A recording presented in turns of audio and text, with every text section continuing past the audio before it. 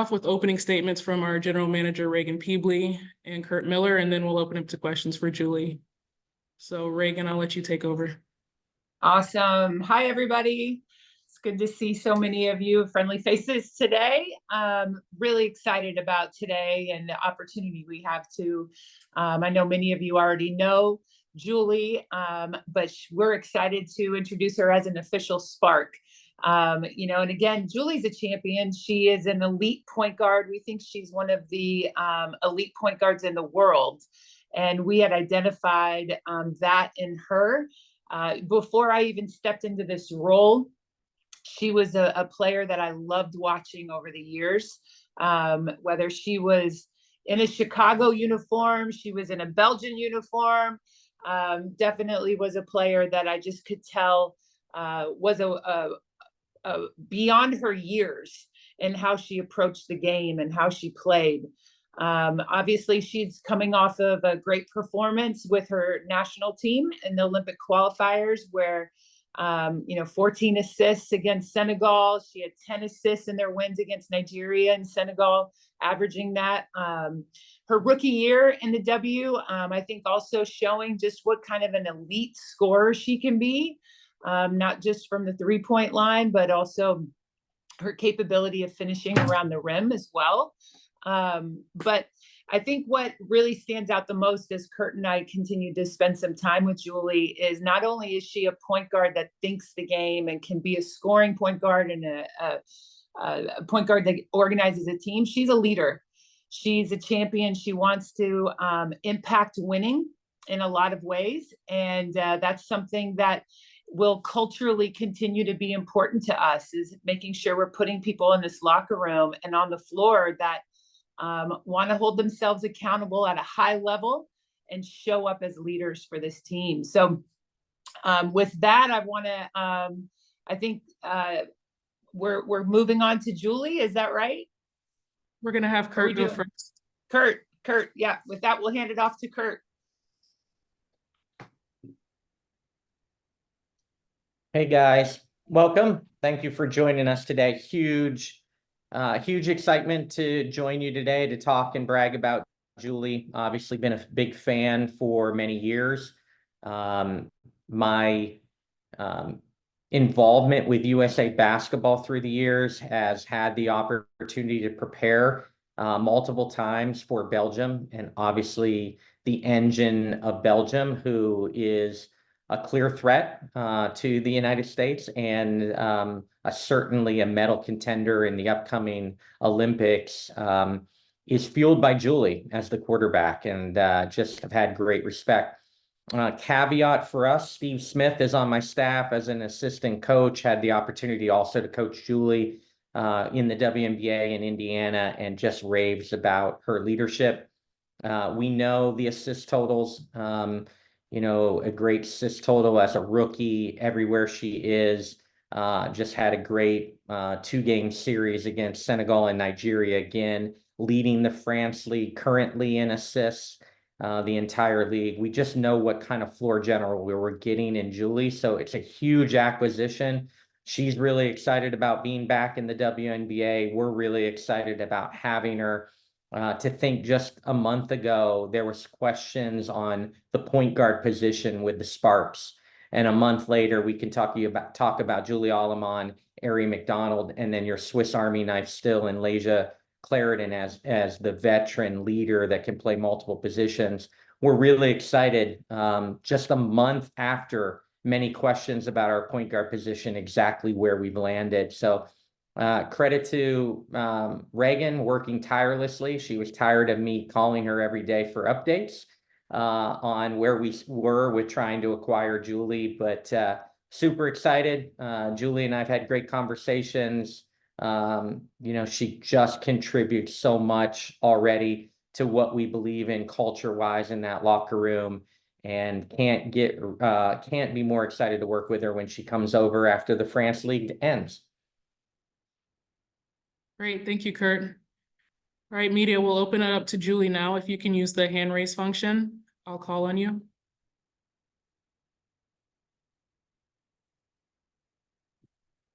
Sabrina? Hi, Julie. My name is Sabrina. Hi. Welcome to the Sparks. Thank you. I'm just curious what you've learned about, Kurt Miller from being in the WNBA and what you think this fit is going to be like playing for him next year, or this year, sorry.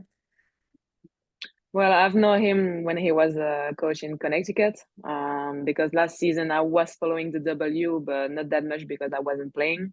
And I think it's a good coach. I think it's someone who can help me a lot to be a leader in the team. I think that I mean, for me, it's always important to have a connection with the coach, especially as a point guard. So I think I hope that we can have that connection, and I think like that he can help me to be the floor general he was saying, to help my teammates to get involved all the time, to feel good on the court. And so yeah, I think he's a good coach, and he will help me to step up, because I think that the first season in Indiana, everything was new for me. The second season in Chicago, it was different because I was Sloot's backup, so obviously I didn't have any play time, not that much. And so I think that this season I can have another role, and I know for that I will need him. So I'm sure we can have a good connection and do something great together. And then how did you make the decision to come back to the WNBA this year after, not playing last year? So first of all, last year I was in LA for vacation to CZ. So actually, I remember I was in the stands and I was watching a game, and I was saying to myself, like, damn, it's better to be on the court, you know? And so I was already like, okay, it's time to come back in the future, but it's never easy with Europe and everything and the national team. But then a month ago, I wasn't even sure to come back this season because of the Olympics. You know that with Belgium, it's something big for us, and we are really happy to be part of the Paris 2024 Olympics. But then I was thinking, what do I have to do to get better and to get ready for the Olympics? And I think that playing in the W is the best way to get ready, because you play against the best players, the best teams, so you practice against them, with them. So I think that for me, I was like, okay, I think that's how I will be ready. And I think like that I will have a lot of games, a lot of hopefully a lot of minutes or practice, and then be ready to go back with my national team for the Olympics. So I wasn't sure, and then I was like, this opportunity was there, and I think sometimes you have to take the opportunity and don't miss it. And I think that one is a good one. Thank you. You're welcome. Jackie? Hi, Julie. Thank you so much for taking the time. I think I wanted to build on Sabrina's question and sort of ask you, what about the Belgian national team's practice regimen, potentially before Paris, why that is, flexible enough to let you play in the W? Because there are some other teams, there's the French national team, there's the Chinese national team, where that's a little bit, I'll use the word stricter. So what is it about Belgium that allows you to play in the W? I think they want their best, and they know that if we can go to the W, we can also get ready. Some players, Emma did it not last summer, but I think 2 years ago, 3 years ago, she did it already. And I've been doing it too before the World Championship. I remember we were in Chicago. And they know that it doesn't mean that we won't be ready for them. They know that we are professional, that we know what to do to get ready for that. And I think that we have something special in Belgium, that we don't need to practice that much together. We've been knowing each other since maybe 8 years now, and I think that we've showed already that we don't need that much practice. So I think that's why, and also because they are really proud of us. They're really proud that we can go to the W. For the little Belgium, it's amazing to go in the W. Even for me, when I'm here in Europe, I'm always like, it's a dream. It's really a dream. And when I get there, okay, now it's my job. I need to switch, but when I'm here, I'm still like dreaming. Oh, that's lovely. And just a follow-up, you sort of alluded to this before, but what did you miss the most? Or when you were watching, I think Azare and the Sparks, what sort of went through your head? What did you miss the most about the WNBA? The level. It's the best. It's the best level, and how tough it is to win a game. Every game matters. Every game is gonna be tough. You have to go 100% all the time. You cannot relax. You have to give everything when you're on the court. I think, yeah, the competition. It's something else. It's something big in the W, and yeah, like I said, it's the best level. So when you know that you get a spot there, you are really. I mean, I'm grateful for that, and I know that I need to show that I have my spot over there, that it's normal, and so I want to give even more. Thank you. I appreciate that. You're welcome. Dan?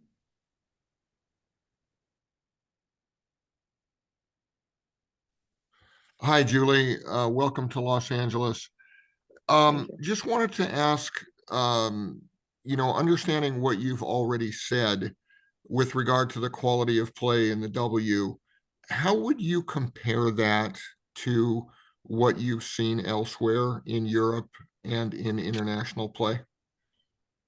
I think it's more physical when you play in the W. For example, when we play, when I'm playing here in France, we have like 5, 6, 7 teams, and then the rest it's always different. Like you can rest a little bit more.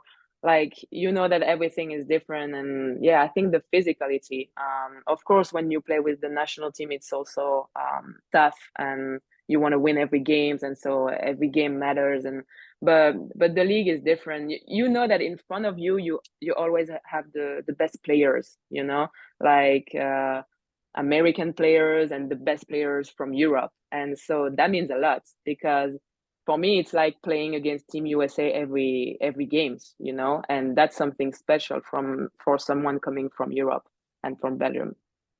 Just to follow up, if I may, when you were growing up and when your basketball career was developing, as a young player, when did you start thinking about wanting to play in the W? I think when I was maybe 20, 21 years old, because I got drafted by Indiana. And I remember I told my agent, like, oh, I'm not ready. I don't want to go. Like, I'm too young. Like, I'm not ready for that. It's impossible. It's just a dream for me. And then I think that I'm just someone who want to make step by step. And so I knew around 2021 that it was not only a dream now, but a goal to go there. And so when I had the opportunity to go in the Webble, my first season, I was happy, and I was like, okay, that's my time now. And I think I've shown something, and it was also like helpful for me to know that when I was there, I could do something. And so I was like, okay, now I know that I can come back and I can do more, because I know that it wasn't the best level that I can be, because I really want to be the best version of myself. And I am working every day for that. And so I know that I'm still not the best Julie Allemand on the court. And I'm going to try to keep working every day. And so, yeah, I know that I could do something in the W. I know that, like I said last time with Chicago, it was really different because I couldn't really show a lot of stuff, but I think that this season will be different.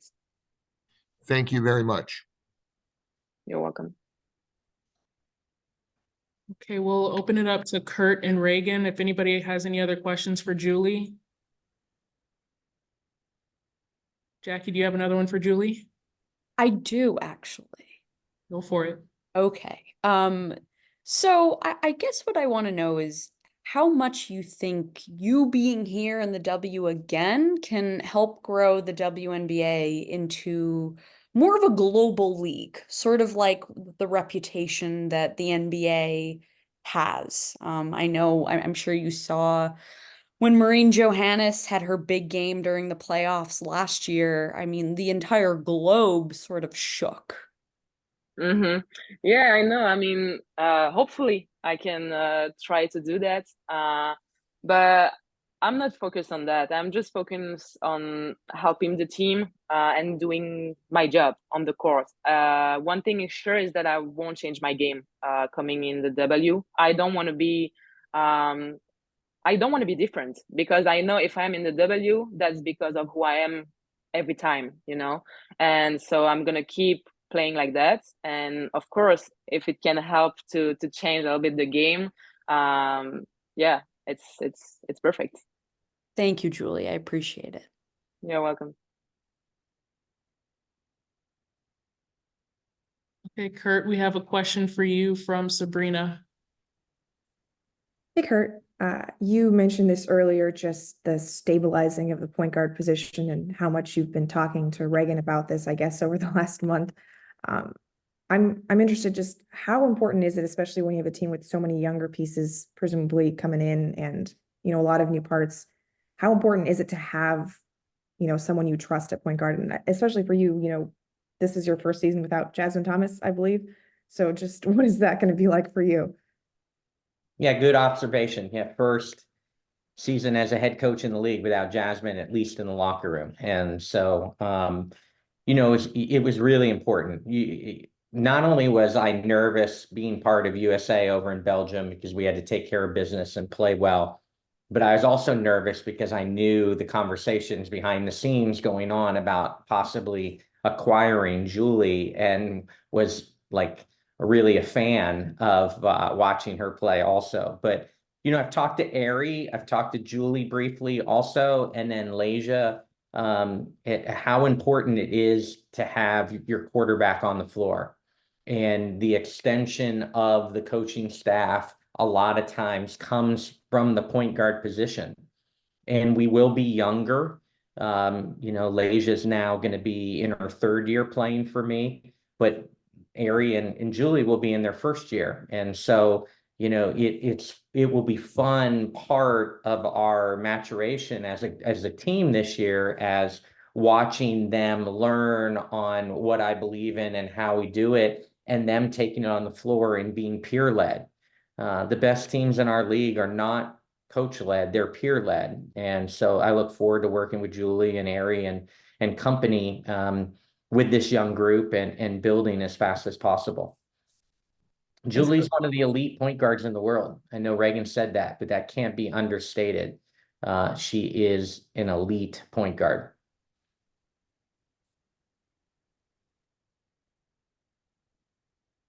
Dan, do you have a question?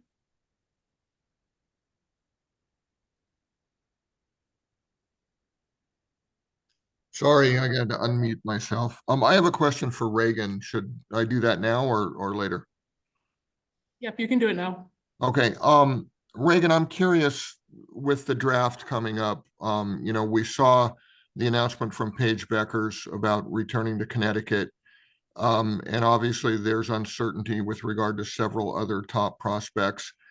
With the picks that you still have, how much on pins and needles are you with regard to who is actually going to be available? Well, I don't live as much on pins and needle moments as Kurt probably does. That's where we balance each other out really well. He makes sure that I realize this is a pins and needle moment, and I make sure he realizes we're going to be okay. Like, it's going to be okay. So we balance each other. You know, look, I think there's a lot to this question, right? I think college athletics is an exciting place right now. And I think one of the things that gets probably under talked about is the fact that these college players are allowed to have so much advice around them now. They're allowed to have their agents and their team of people to help them make the best decision for them. And we realize that one decision for one, and I'm sure that, you know, Paige took in a lot of counsel and advice, does not necessarily mean the same decision for another. And we're going to sit back and wait and see what happens with all of them. We think this draft has the potential to be a very deep draft.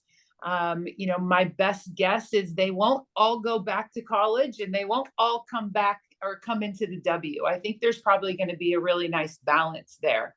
And we're excited about a lot of these players. We're looking all over the world. There's definitely the draft possibilities that are coming out of the college game, but there's also an international game where there's a lot of great talent as well. So, with 2 and 4, I think, no matter really who comes into this draft, there's potential that these are going to be impact players in the league. And we're excited about it. Thank you. And Kurt, maybe you could respond to that question too, just in terms of, how eager you are to see what transpires with these players. For sure. Obviously, I live it a little bit more anxiously than Reagan, and she does balance me. But we've got to control what we can control, and I think the W is a really, really special place. These players that are being talked about as lottery picks are special players, and certainly, what better way than to have them come into the W and play night in and night out against the best competition. But we can control what we can control and be ready, and we are working our tails off to evaluate and have our thought processes, and we look forward to the moments when people do declare and we start those draft interviews that are always so important to us. So while we're anxious, we know we've got to be patient and allow these players to go through their processes and counsel, and we'll be ready when they make their decision. Thank you. Jackie? Yes, I just have one for Reagan and one for Kurt. Reagan, I'll start with you. You mentioned that amid all of the uncertainty in this draft, you said that, it is deep. So what told you that trading away the 8th overall pick was the right move amid how deep you think it is? Well, I think one thing that we have to remember is to get great players, you have to give something up. And we really believe that in acquiring Julie and Lee, we were going to have to give up something quality. And, we felt like this was a good trade. I don't think it happens a lot of times where in this league, you think it was a good move for both teams. And we really felt good about this decision for us. I think, again, the opportunity to what the Sparks went through last year with the injury situation was uncanny, absolutely uncanny. And depth is so important for a coach, and not just for a coach, but the players in the locker room, being able to see that, that we have depth to our team and confidence in that, somebody can take the baton and run with it. And I think what we've done with some of these moves is create a lot of optionality with our depth. And Kurt discussed already the depth we now have in the point guard position. Ari's a phenomenal point guard as well. What she does and how she's playing here in Australia, if you haven't looked at her numbers in this Australian league, she's killing it. And she is playing kind of, again, I think like that Arizona Ari that we all got really excited about and are proud of to have her on board. And then the depth that Leja provides, not just in her leadership, but also in her versatility. She can run that point guard spot, I think, in the exact way Kurt needs. She can run the 2 guard spot, the 3 guard spot. There's so much that as a utility player that Leja is able to bring. So I think giving up that 8 and acquiring players that add to our depth, especially in light of what LA went through last year with the injuries, was something we thought was really a solid move for us. I appreciate that. And Kurt, for you, going back to, I guess, acquiring Julie allows you guys to do sort of what you did last year, which is having Leja at this point forward role, which you very much so have alluded to. I guess my question is, do you think, or in year 2 for Leja having this role, how do you think she'll be in year two, alongside Julie and Ari, of course? Yeah, I'm excited first and foremost, start in the locker room. There's going to be a confidence from Leja with her voice. She's going to look around the locker room and realize she's one of the more veteran, experienced players in that locker room. She's looking forward to that, to be able to use her voice and lead.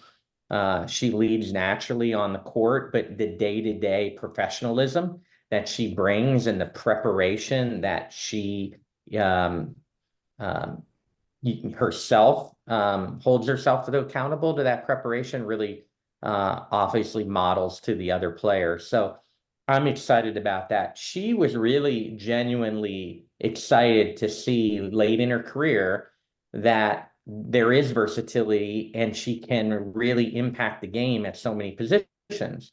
Now, we obviously were without 2 6 2+3 players before the season even started, and she even played at times and started a lot of the games at the 3 position.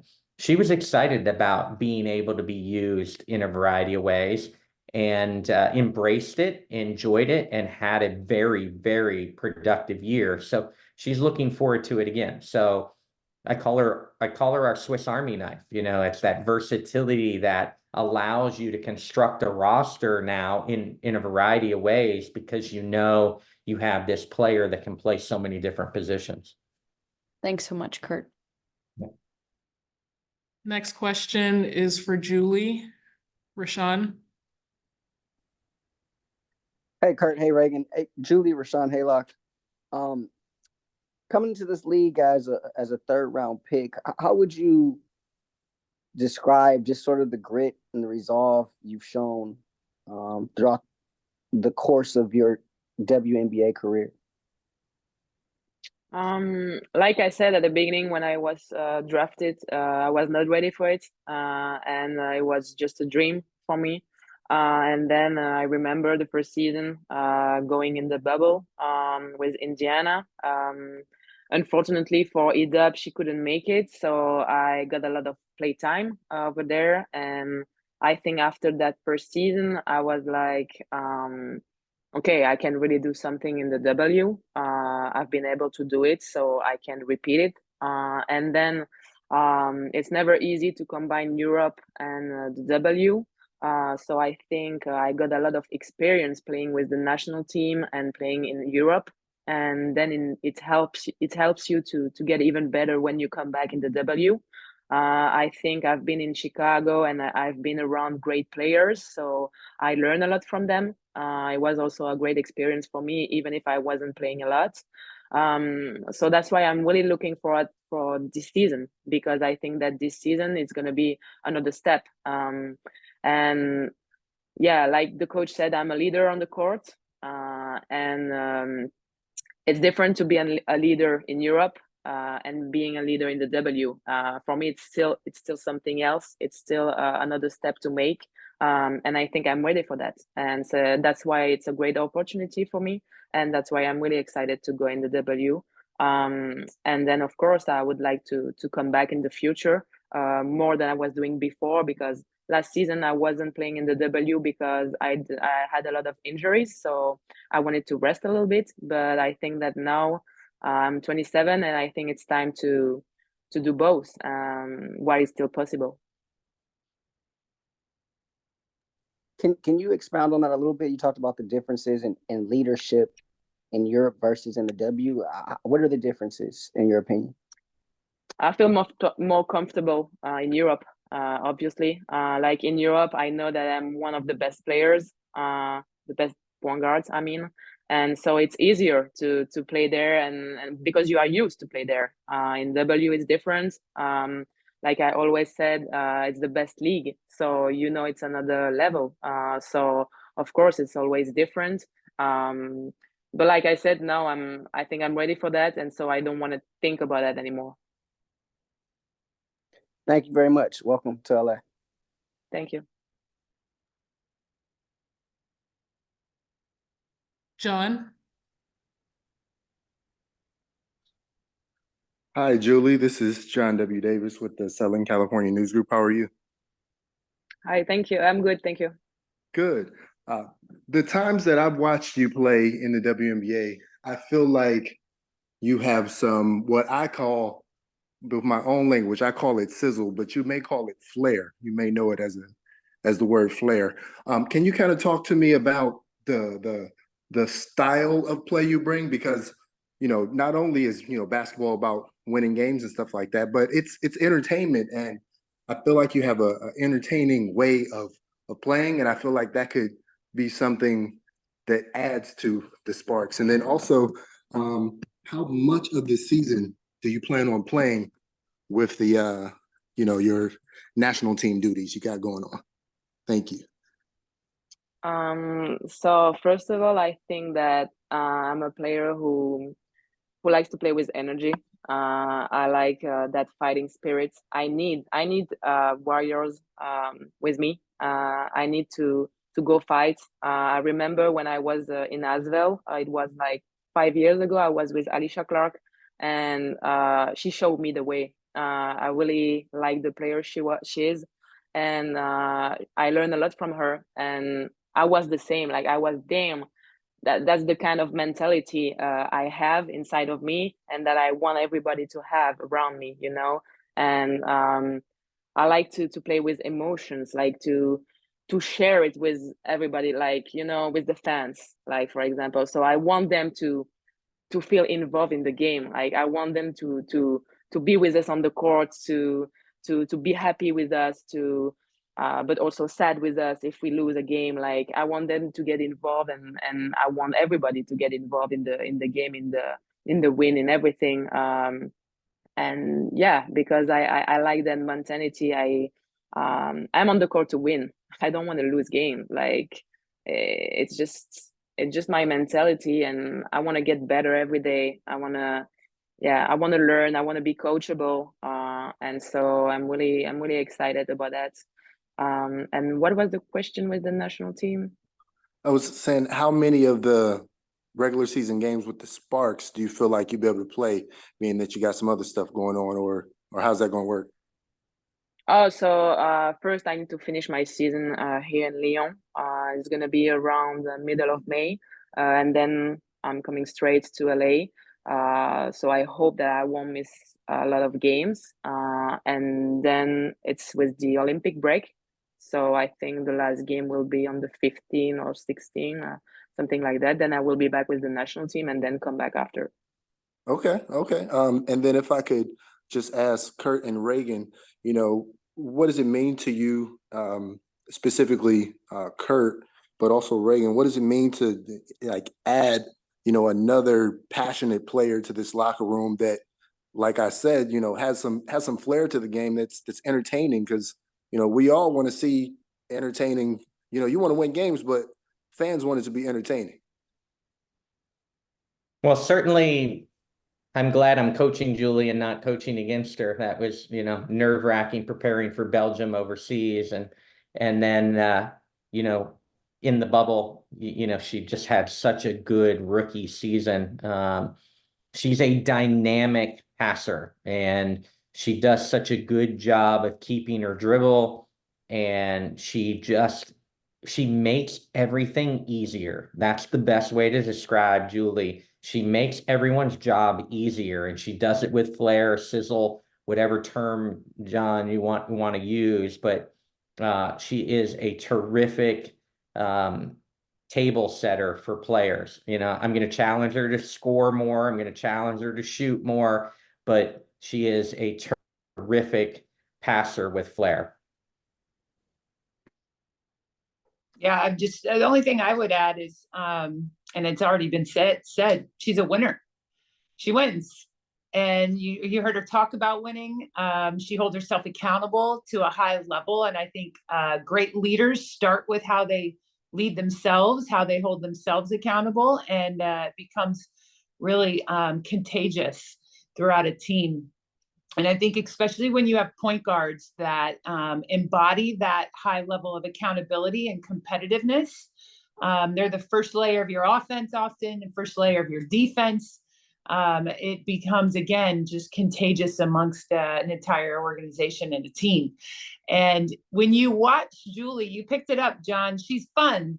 And I think that, you know, Ari brings that as well. Like, we've got a lot of pieces that I think that Kurt's talked about, continuing to modernize our offense and do some things in floor spacing and playing 94 feet and doing some things that way. I think the quality of the type of players that are being built into our roster are going to allow him a lot of optionality in that type of style and that fun element. You know, I think great point guards do what I see Julie do. As the court shortens, her vision widens. A lot of times players, as the court shortens, their vision tightens, and hers just continues to open up really wide, and she sees a lot of the floor. She sees where mismatches lie, how to get those and create those. She has the ability to throw different types of passes off of ball screen action. She just, again, I think provides a lot of optionality for how this team can play. And then you add the other elements of this roster. And again, I think there's some exciting things.